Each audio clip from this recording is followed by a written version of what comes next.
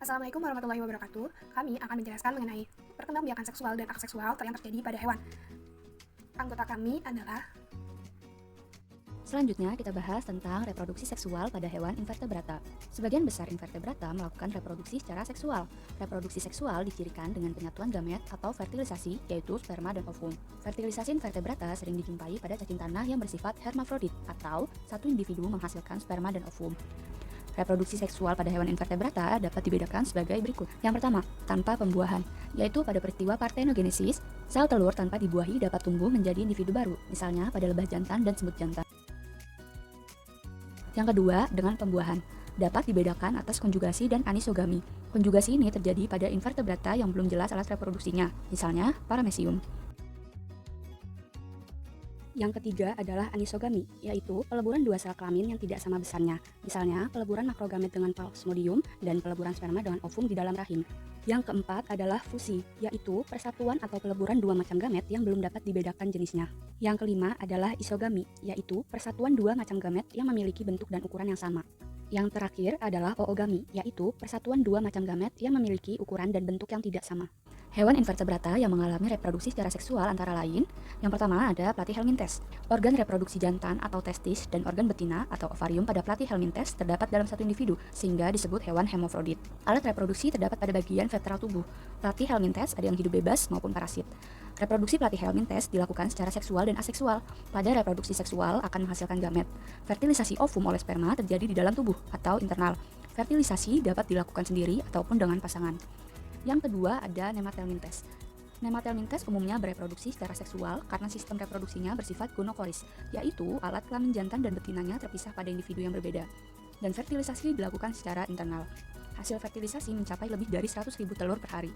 Saat berada di lingkungan yang tidak menguntungkan, maka telur dapat membentuk kista perlindungan. Yang ketiga ada Annelida. Annelida ini umumnya bereproduksi secara seksual dengan pembentukan gamet, memiliki klitelum sebagai alat kopulasi. Klitelum merupakan struktur reproduksi yang mengekspresikan cairan dan membentuk kokon tempat deposit telur. Namun, ada juga yang bereproduksi secara fragmentasi, yang kemudian beregenerasi.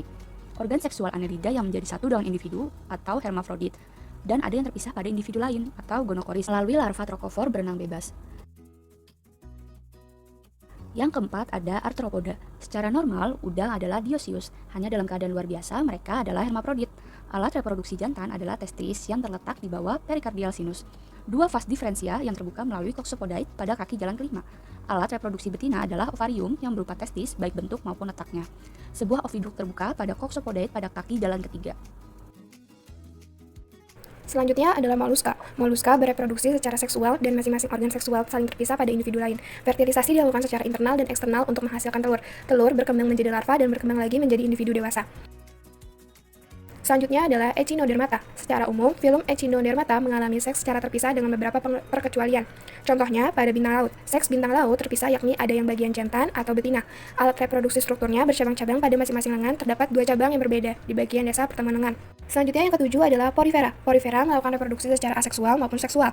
Reproduksi aseksual terjadi dengan pembentukan tunas dan gemule. Gemule disebut juga tunas internal. Gemule dihasilkan menjelang musim dingin di dalam tubuh. Porifera yang hidup di air tawar. Secara aseksual dengan cara peleburan sel sperma dengan sel ovum. Pembuahan ini terjadi di luar tubuh Porifera. Yang terakhir adalah Coelenterata. Reproduksi Coelenterata terjadi secara aseksual dan seksual. Reproduksi aseksual dilakukan dengan pembentukan tunas. Pembentukan tunas selalu terjadi pada Coelenterata yang berbentuk polip. Tunas tumbuh di dekat kaki polip dan akan tetap melekat pada tubuh induknya sehingga membentuk koloni. Reproduksi seksual dilakukan dengan pembentukan gamet, ovum dengan sperma. Gamet dihasilkan oleh seluruh Coelenterata bentuk medusa dan bentuk Coelenterata bentuk polip. Selanjutnya adalah sistem reproduksi vertebrata. Reproduksi vertebrata terjadi secara generatif atau seksual, yaitu suatu proses perkembangbiakan yang disirikan dengan adanya penyatuan dari sel-sel germinatif, yaitu sel benih jantan dan sel benih dari betina sehingga terbentuk individu baru. Peristiwa penyatuan antara sel benih jantan, spermatozoa, dan sel benih betina, yaitu ovum, disebut dengan fertilisasi yang menghasilkan zigot. Zigot akan tumbuh dan berkembang menjadi embrio sebagai bekal terjadinya individu baru. Hanya melalui sistem reproduksi, materi genetik yang kompleks setiap spesies dapat bertahan di dunia ini. Fertilisasi dibedakan dalam yang pertama, yaitu fertilisasi eksternal. Fertilisasi eksternal merupakan proses pertumbuhan di mana sel telur dan sel sperma dilepaskan secara bebas oleh masing-masing si betina dan si jantan di dalam air. Kemudian, terjadi penggabungan yang terjadi di dalam air.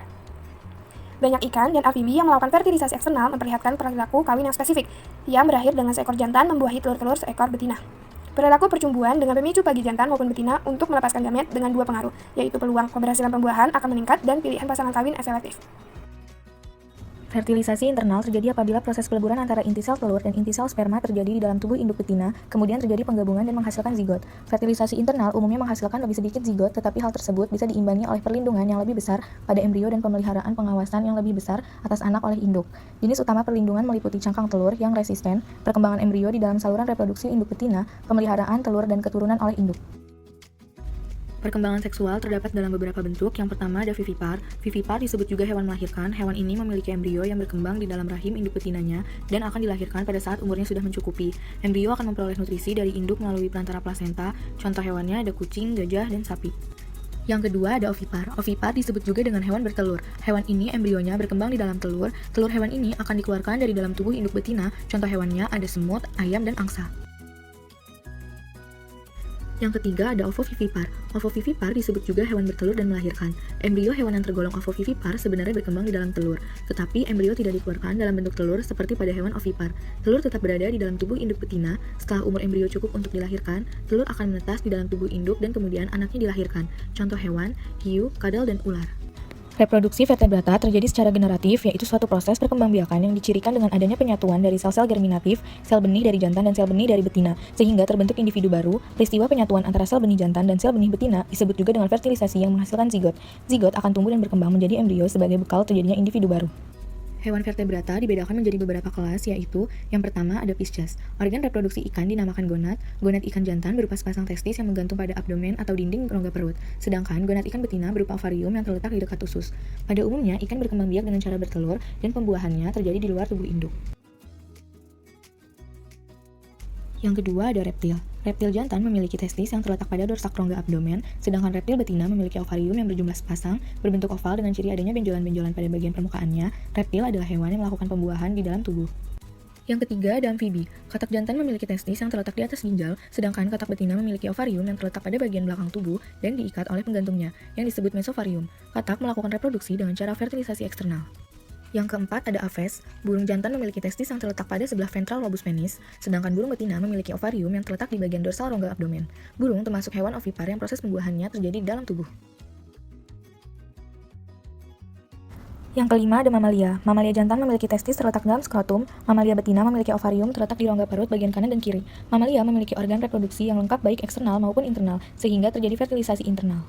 Reproduksi aseksual invertebrata atau vegetatif. Reproduksi aseksual terjadi tanpa proses peleburan sel gamet. Umumnya terjadi pada hewan tingkat rendah. Individu baru muncul dari bagian tubuh induk. Beberapa hewan melakukan reproduksi aseksual karena bagian dari siklus hidupnya dan beberapa pengaruh lingkungan ekstrim. Sifat individu yang terbentuk dari reproduksi aseksual adalah 100% mirip dengan induk.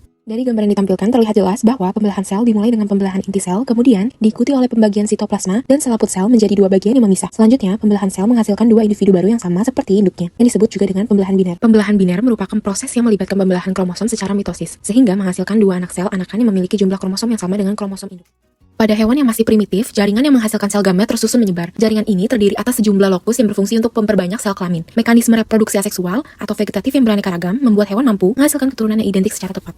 Nah, yang pertama ada fragmentasi. Fragmentasi merupakan pemisahan salah satu bagian tubuh yang kemudian dapat tumbuh dan berkembang biak menjadi individu baru. Bagi hewan untuk dapat bereproduksi dengan cara ini, fragmentasi harus disertai dengan regenerasi. Regenerasi merupakan pertumbuhan kembali bagian tubuh yang hilang. Contohnya Planaria sp dan Asteria sp. Nah, yang kedua ada tunas atau budding. Tunas atau budding merupakan pembentukan tonjolan pada salah satu tubuh hewan dan dapat berkembang menjadi individu baru.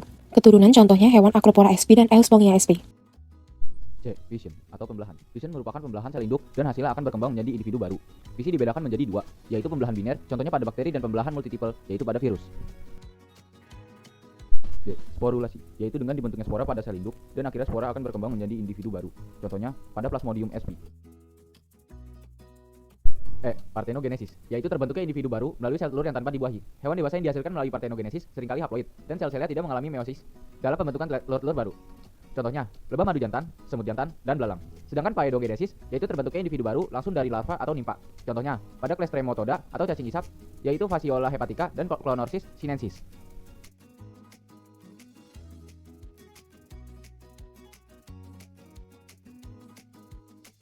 Cukup sampai di sini saja, sekian dari kelompok kami. Mohon maaf bila ada kekurangan, karena yang berlebihan itu perasaan saya ke dia. Hujan turun mulai terjatuh. Wassalamualaikum warahmatullahi wabarakatuh.